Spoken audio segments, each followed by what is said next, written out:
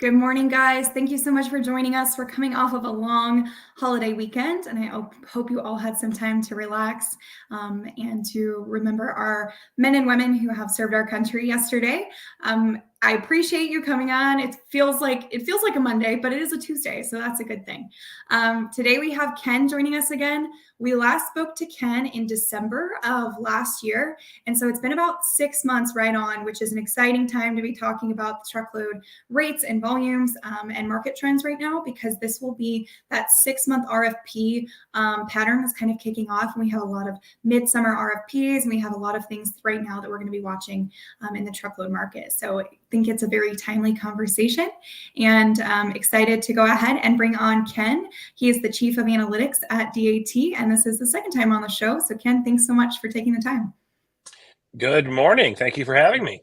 Absolutely. I'm rested, refreshed, relaxed. I'm actually none of those things. We had our son on Mother's Day, and I am none of those things. I am tired perpetually. There you go. I tried to golf yesterday, and I didn't do so great. So also opening the comments for any, pointers for beginners. The funny thing is, Ken, the more lessons I take, the worse I'm getting when I play, because it's like when I used to not think about things, I did better. But now I'm in my head trying to think about what did I learn at my last lesson. And it's like, I think it's hurting more than helping at this point. Yeah, I played on Saturday. The best advice anyone's ever given me about golf, and this is going back to even when I was what I considered a really good player, like a low single-digit handicapper, is you're not that good to be that mad.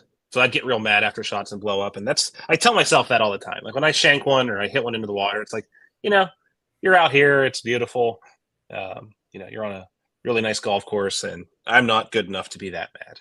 If I was that bad at forecasting freight rates, we'd have a different discussion. But right. Right. Well, yeah. I'll be in Ohio in July, so I'll let you know. We'll see if we have some time. Oh yeah, we should try to play some golf. Okay, Ken. So the last time that we talked, it was December, end of last year, which of course everybody was trying to figure out end of year, what's going on right now. We're heading into the new year, new RFPs. But we're kind of coming up on another timely part of the year to be talking about the truckload market and the cycles, especially rates right now, because we're coming up again on those 6-month RFPs. So can you kind of walk me through like just the current state since last we talked, kind of where are we at right now with what you guys are seeing at DAT within the truckload freight market? Sure. So Road Check Week was a couple of weeks ago now, and that gave the primary equipment types of dry van and reefer a really nice bump. Much was made about that, for good reason, right? It was the first time we've seen positivity since Christmas time, which is timely since that's last time you and I chatted. But and the good news is the things held on pretty much last week. And with a Monday holiday, you'll probably see some after effects lingering into this week, right? I can always remember from industry, you've got 4 days to move 5 days worth of freight when you had like a Memorial Day or a President's Day, things like that. So, well, one thing that continues to baffle me though is that reefer rates are continuing to want to face pressure to move back down to trend, which, again, we're coming off such a funky produce year. If you remember how it was last year, that it's hard to really gain a proxy for where things should be. That's the one that is just surprising to me. But from a current state perspective, I'd say, very, very short term, we're seeing some positive signs, definitely signs of bottoming. What needs to happen is that contract rates need to continue to fall. It'd be great if we held on to some of this positivity of spot rates because it helps cut the distance, right? If we're just sitting here waiting for contract rates to fall on a floor, that's much less pleasant than spot rates going up and meeting contract rates as they fall. Absolutely. My guess is that you're probably going to see an intersection from a year-over-year change perspective of spot and contract in the next 2 months. Again, mainly an optical illusion of lapping much, much, much more favorable year-over-year spot rates and contracts continuing to fall. But we stand poised, I think, to probably flip year-over-year positive from a spot rate perspective to coincide with peak shipping season this fall. Okay, that'll be exciting. Hopefully, see a little bit of progression there. So, talking about where we stand now, and quickly, can we touch on? You mentioned year-over-year quite a few times. So, can you talk about just kind of the benefits of looking at things on a year-over-year basis instead of just month-over-month, or as in like previous month to current month, and kind of what are some of your reasons for preferring to look at things on that year-over-year basis? And then are we getting far enough out of COVID where like we're not dealing with the extraordinary comps yet, or are we still have some pretty unrealistic, not they were the reality, right? But still kind of outlier comparisons for year over year? Yeah, I mean, I like both. I mean, you and I have talked about this at length. I like looking at rates in absolute sense, and I really like looking at them in the year over year. If you're looking at national rates and trying to get a sense of where we are in a cycle, pretty much all respected practitioners are using a year over year view, just because it's elegant, right? Freight's a seasonal market, which year over year helps capture. It helps takes a lot of the noise out of things, right? Um, if it, in freight has a lot of like sharp turns is the way I've used to describe it is, February to March, it's a bit of a sharp turn because February is really, really slow. It's a short month. The months don't all have the same number of operating days. So year over year, if you're just really looking to compare cycle, and when you're looking to compare two different cycles, that's even more beneficial. So when I look at spot and contract, I'm looking to see two things that if I looked at the gross numbers, they'd be at different levels on a given chart. Which is important. That's also really important to study is how far they are in terms of absolute difference. There's a lot of keyboard warriors that like to say, "Oh, you can only look at one. You're stupid if you look at the other." It's like I think both are really, really important. Yeah. I also think, kind of fundamentally, national rate charts are interesting to look at. Probably maybe once, if you're in my line of work, once a week. If you're in the industry, maybe once every couple of weeks. Certainly once a month to digest where things are moving. But you're looking at lane level data most certainly to actually run your business. So this is all really moot when you get down to the lane level perspective. Right, exactly. And we're going to have a lot of that going on right now, too, of course, with the RFP season kicking off, because a lot of people are going to be looking at DAT data, historical data, current data to run those projections on targets for those RFPs. So a lot of people are going to be getting more granular with it at the lane level. So just on that note, for anybody who might be doing that, when they're running those, looking at DAT data to put together an RFP for a lane by lane basis, what are some of the things that you've seen, or what do you think you would recommend the most for running those, coming up with those targets essentially when they're using DAT data?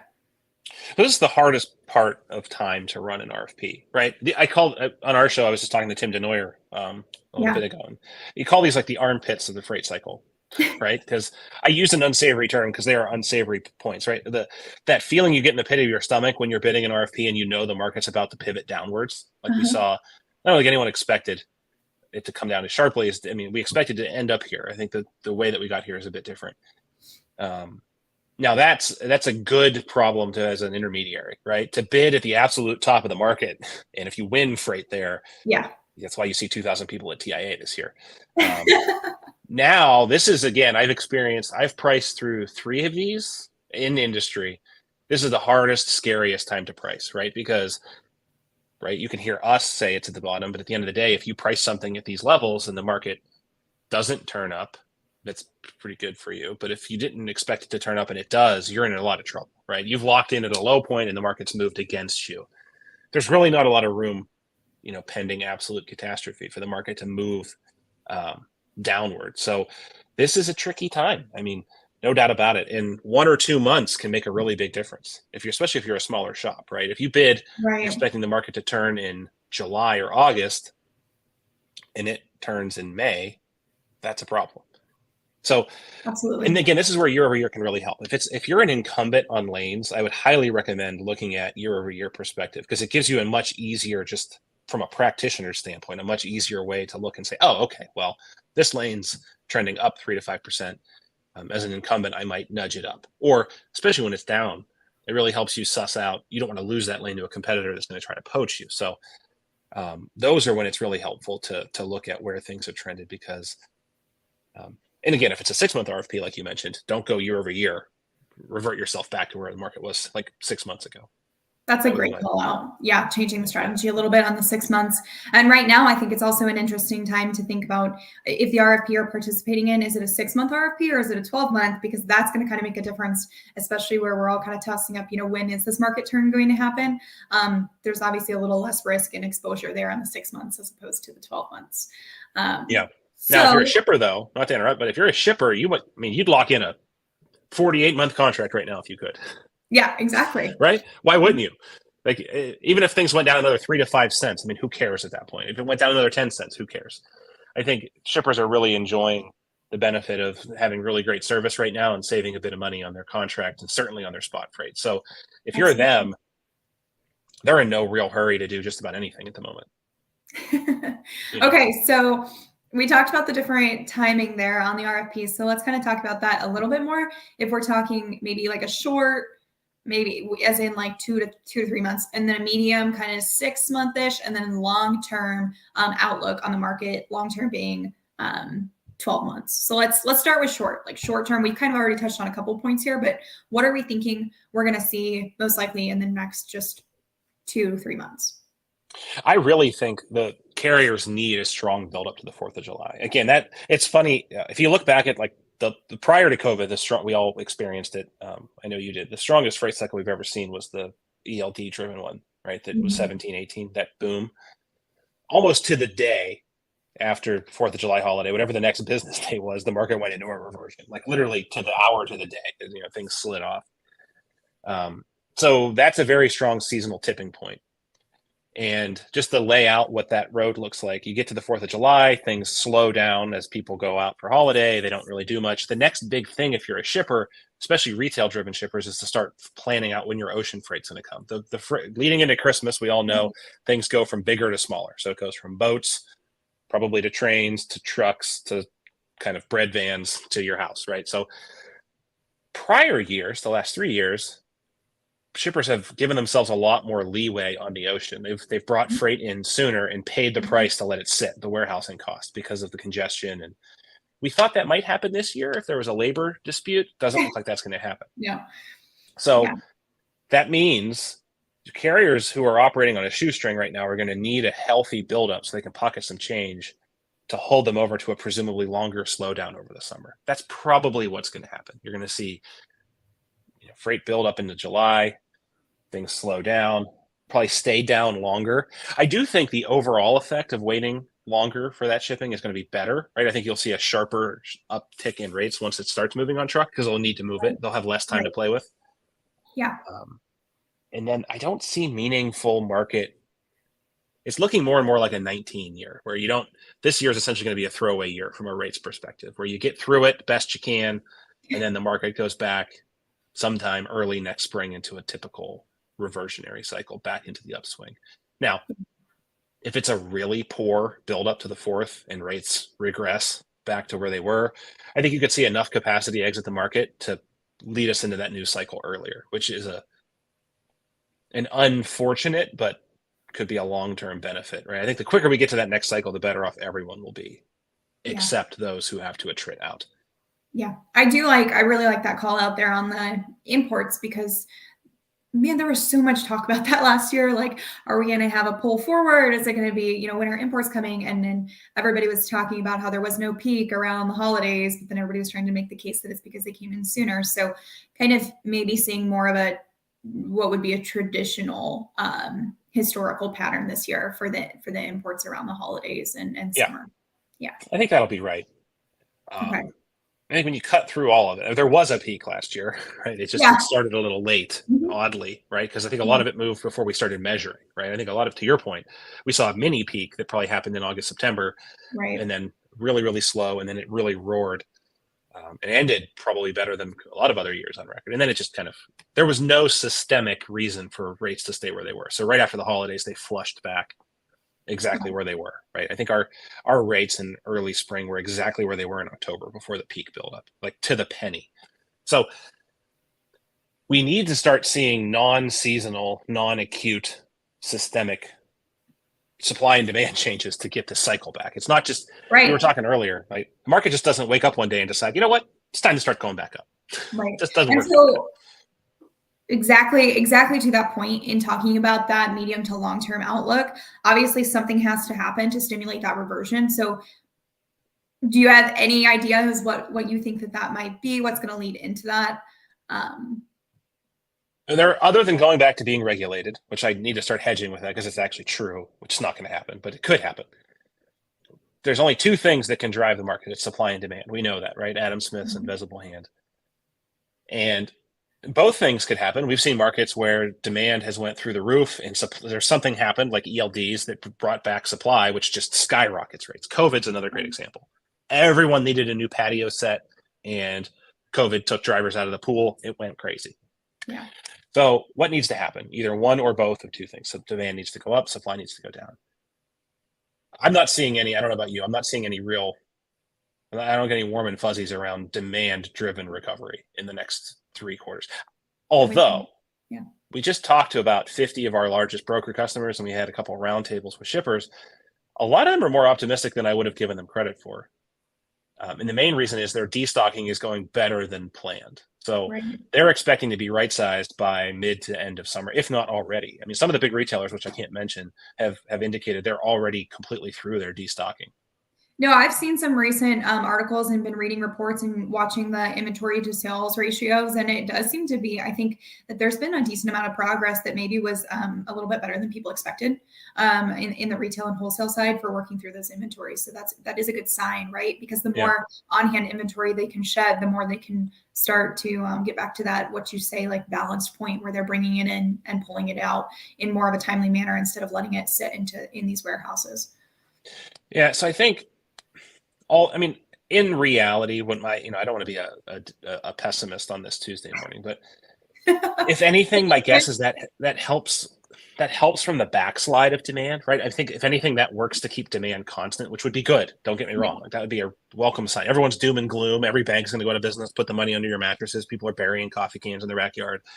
I think if we see everything we just talked about, that probably holds demand relatively constant, short of like the seasonal uptick this fall. I think supply is where it gets really interesting, because my viewpoint, and I just checked this with Tim DeNoyer this morning, he's sort of aligned because it's a wide range, but we need to see about 4 to 7% of capacity exit the market before we go into our next cycle. And we've probably seen the bulk of that 4% go already. If we look at, we track FMCSA motor carrier numbers for interstate authorities, and then we throw in Texas and California intrastate. So it's a good proxy for long haul. Since October, we've attritted net about 15,000 motor carrier numbers. We need to probably attrit another 5 to 7,500 more, and at about 2,000 a month. That loosely coincides with peak. So could we get on the right side of the capacity equation by fall and create a demand shortage? And again, I say that in like the literal sense, not this extremist sense where like no one can find a truck. Would it just be slightly? I think most people would be happy for it just to be slightly harder to find a truck right now. Yeah, I think you might be right.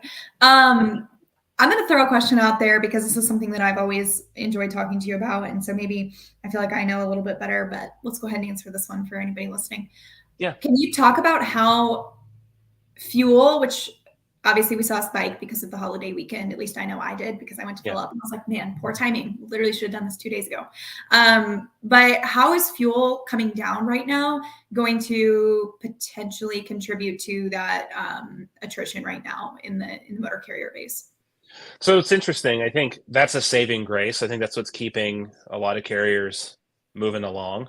Dean on my team has a great way to put it, to say like most carriers right now are one major breakdown away. Small carriers, mind you, he's talking about like mostly small to owner operator territory. They're a major breakdown away. Like if they need an engine rebuilt, they're done. But they're profitable so long as their engine doesn't blow up, which is, I guess, oddly reflective of your typical American anyway. But short term, we see, like in the very, very short term, when you see a major change in fuel prices, because spots almost exclusively negotiated all in, right? Right. So if you're moving a load for $1,000 and fuel all of a sudden goes up 20%, like overnight, right? Because fuel updates on a Monday morning. And a lot of times you do see those short-term changes at the pump, right? To actually bring it back to real life. So if fuel goes up, by and large, you're not able to negotiate that full amount. So you might get a little bit more likely you're staying flat at 1,000 and you're putting more money in your tank. So the actual effect, so let's kind of get off our philosophical high horses here about like where the money actually goes. In reality, if you're a carrier and fuel prices go up in the short term, you aren't able to recoup that full amount. What are you doing? You're paying yourself less. Mm-hmm. You have less money to go around for your truck payment, for your insurance, for you, for your meals, all of that stuff. It normally evens out after about 3 to 4 weeks. So if you see that reverberation, the market will typically correct itself in about 3 to 4 weeks from that change. And obviously this is all important, and people don't typically talk about this because it's super boring and no one cares typically. I care. But with the Ukraine invasion and some of the fuel volatility that we've seen, it's become a big story.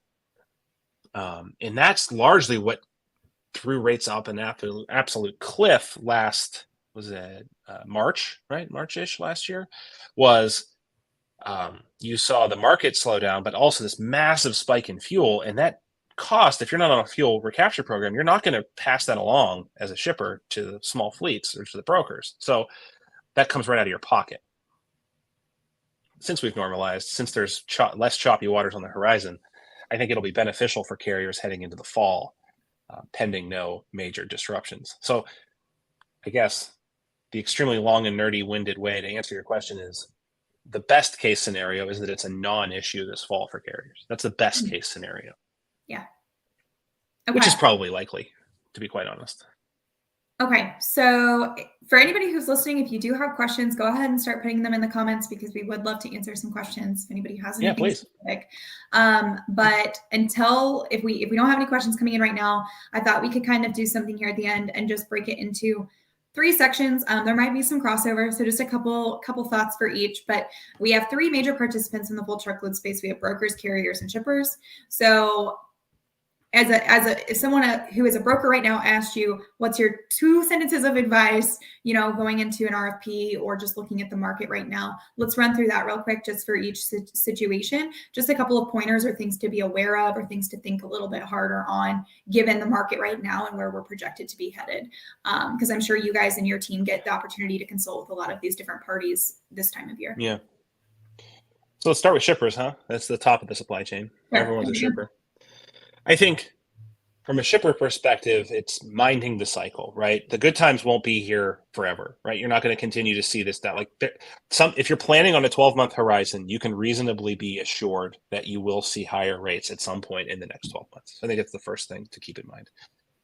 Second thing is be very, very careful and cautious of the non-rate aspects of your business, right? The COVID has wreaked absolute havoc on load factors, empty miles, network balance, all of that kind of trailer repositioning. All of that stuff has just been completely put into a snow globe, for lack of a better term.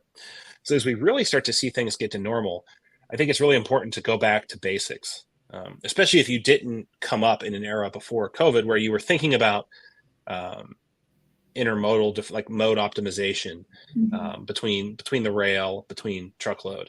It's not as much of a fuel savings anymore. When fuel goes really high, it forces you to think a lot more about intermodal. So you have like these non-rate aspects that are guided by rates, right? As the rates become the back seat, right? As rates are taking the back seat in your list of concerns, then you start to think about these other things. Fill rates. When we talk to shippers right now, that is accessorial review, right? A lot of these things with the rampant inflation, should your lumper charges, like maybe now's the time to go look at your full accessorial guide. And this is like, forget about the spot market. This applies across the board. Maybe you go look at your accessorial guide and make some tweaks and changes. Should detention be the same? I'm not saying you go wholesale increase everything, but I think it's time to go fine tune things to get ready for the next freight cycle. Because if you don't, your hair's going to be on fire sometime in the next 12 months, and it'll stay that way for 12 to 18 months. And you'll miss an opportunity to go do some of that housekeeping that you needed to really do to be in a good position to be successful. I love that. Good thoughts there. Okay, brokers? So then brokers, we'll move to brokers next. If I'm a broker, you just got to price very carefully. This is a time where we had this exact same call. I won't out the person, but someone I respect and admire a lot in the industry called me. Remember where I was when he called. He's like, how do I price against stupid people? Right? Because everyone who was pricing at the absolute top of the market had, they were pricing these crazy things. He's like, I know what's going to happen. I'm going to price what the market's actually going to do. I'm going to lose. They're going to win. And then 2 or 3 months into their deal, they're going to completely go back to the shipper and ask for a rate increase. So how do I protect against that? Yeah. We're not going to go, that's a whole different podcast, I think. And probably some. Oh, I was like, I can talk about that for hours because I feel that. So, shorter bid length is like one way that the market dealt with this. Savvy brokers who knew they pushed for shorter length so they weren't as exposed. But so I think I'd price carefully. And this one's going to sound so corny, and I promise it's not just reflecting on a long weekend, but be mindful of the image of the brokerage industry as a whole, right? The brokerage industry during COVID is holding on to a secular shift, right? So when you study markets, right, you have secular and cyclical shifts. We have a very cyclical industry and have for a very long time, which means it was feast or famine for brokers. When the market was hot, they were doing really, really well. When it was cool, almost all of those gains went away. The success of the RFP changed the paradigm. It didn't have to change it that much. Brokerage is a tenth of the size of the contract market. So every little tiny bit that they can get and capture from a share perspective is huge. So brokers won about 200 basis points more contract freight than they had in any other time. And they're holding on to it by and large. And what shippers realized, and we've heard this from both sides, is that it's not so bad to deal with a broker. That they do provide a valuable service in up and down markets.